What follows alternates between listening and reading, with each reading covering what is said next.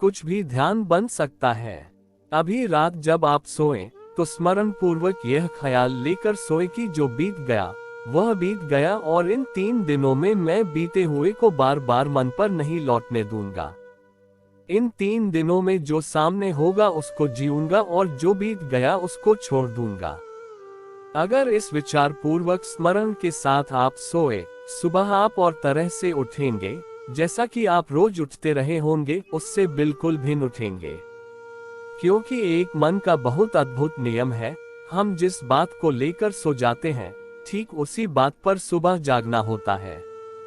उससे भिन्न बात पर कोई कभी नहीं जागता। रात जिस चिंता को लेकर आप सो गए हैं, सुबह उसी चिंता पर आप वापस जाग जाएंगे। रात भर वह चिंता आपके मस्तिष्क के द्वार पर खड़ी प्रतीक्षा करेगी, जब आप जागेंगे वह हाजिर हो जाएगी। रात्रि का अंतिम विचार सुबह का प्रथम विचार होता है, और आज रात्रि का अंतिम विचार भी यही हो कि मैं जो पीछे है उसे छोड़ता हूँ।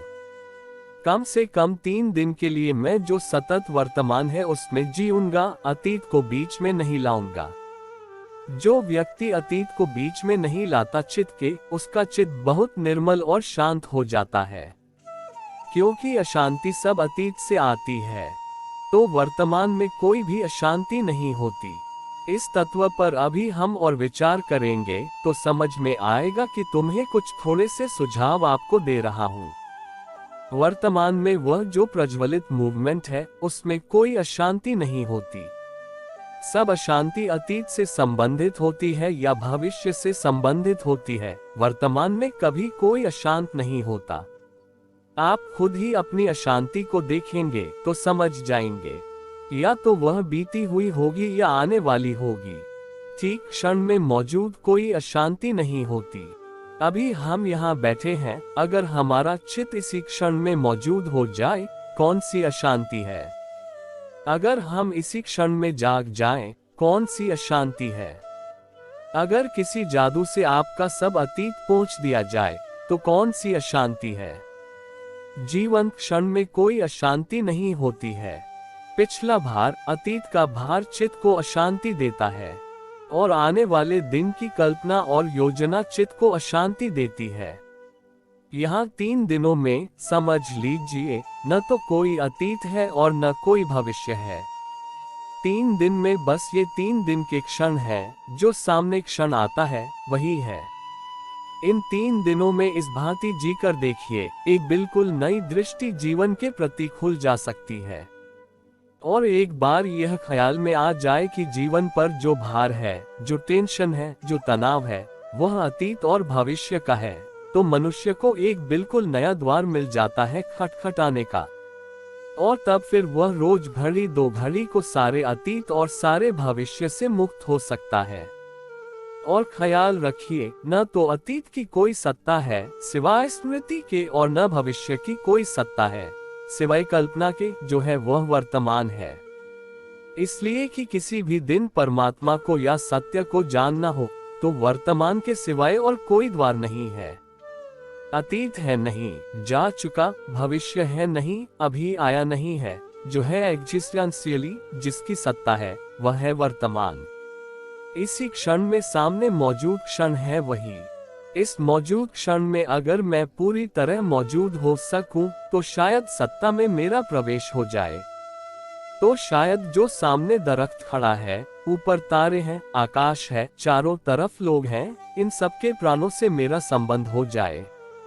उसी संबंध में मैं जानूंगा उसको भी जो मेरे भीतर है, और उसको भी जो मेरे बाहर है। इन 3 दिनों में अगर हमने थोड़ा सा भी समझ पूर्वक जीने की कोशिश की, तो क्षण क्षण में जीने की कोशिश करेंगे। यह मेरा पहला निवेदन है। जब भोजन कर रहे हो तो सिर्फ भोजन करें। भोजन के पहले की बात भूल जाएं और साथ में भोजन करें, और सारा चित्त और सारे प्राण भोजन करने में ही तल्लीन हो जाएं। वे यहाँ वहाँ डूबते हुए न हो। अभी तो यह होता है कि हम जब भोजन करते हैं तब चित्त कहीं और होता है, घर में होता है, दुकान में होता है। जब दुकान में होते हैं तब वह भोजन कर रहा होता है। जब बाजार में होते हैं तब चित्त घर होता है। जब घर में होते हैं तब बाजार में होता है। मतलब यह कि जहां हम होते हैं वहां हम नहीं होते हैं।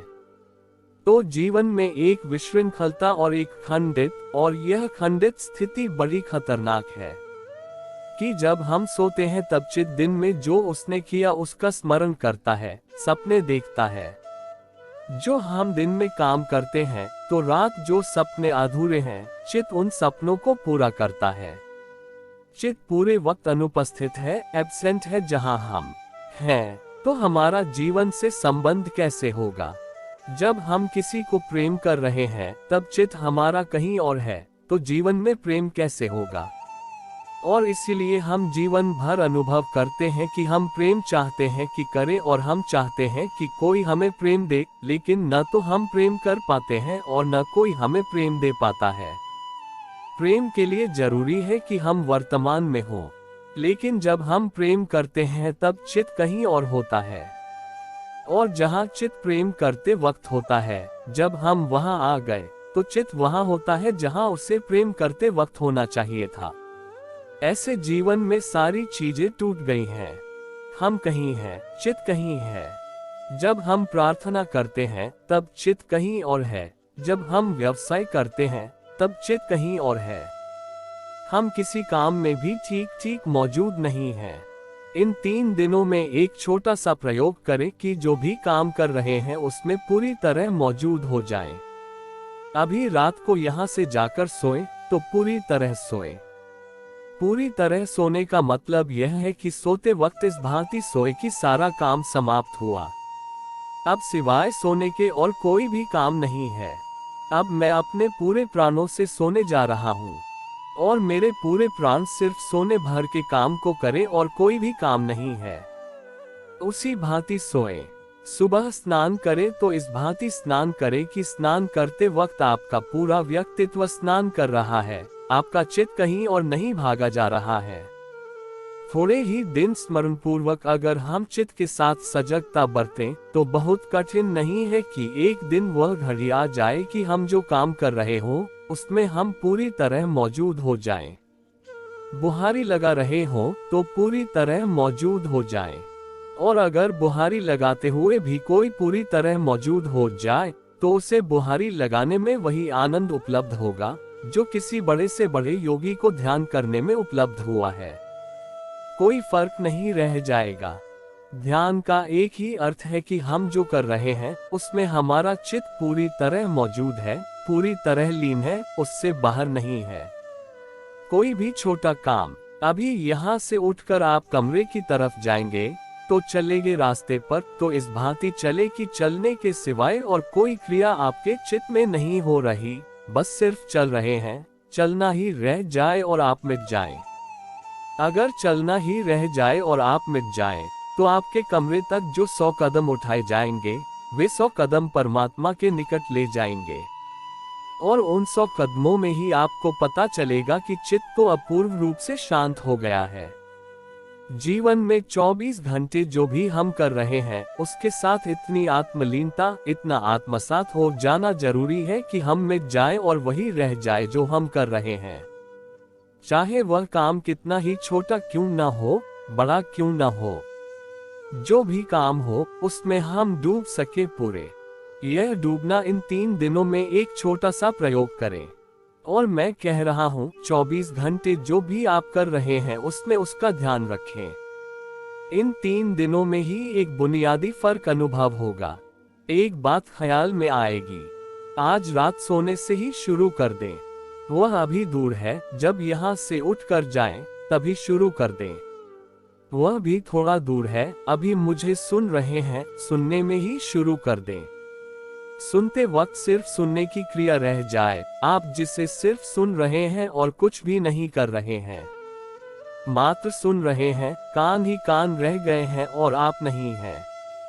जैसे आप सिर्फ कान ही हैं जो सुन रहे हैं, आंख ही हैं जो सिर्फ देख रही हैं। अगर इस सुनने की क्रिया को भी इतनी शांति से और इतनी लीनता से सुने तो कुछ और सुनाई पड़ेगा। तब शायद वही सुनाई पड़ जाए जो मैं आपसे कह रहा हूँ। लेकिन अगर इतनी लीनता नहीं है सुनते वक्त, तो आप वह नहीं सुनेंगे जो मैं कह रहा हूँ। आप वही सुनेंगे जो आप सुनना चाहते हैं, सुन सकते हैं, पहले से सुने हुए हैं, पहले से सोचे हुए हैं। तब आप वही सुनेंगे, तब फिर वह नहीं सुन पाएंगे जो मैं आपसे कह रहा हूँ। तो यहीं से शुरू कर दें और इन 3 दिनों एक छोटे सूत्र पर काम करें कि जो भी काम कर रहे हैं, उठ रहे हैं, बैठ रहे हैं, सो रहे हैं, उसमें पूरी तरह लीन हो जाएं।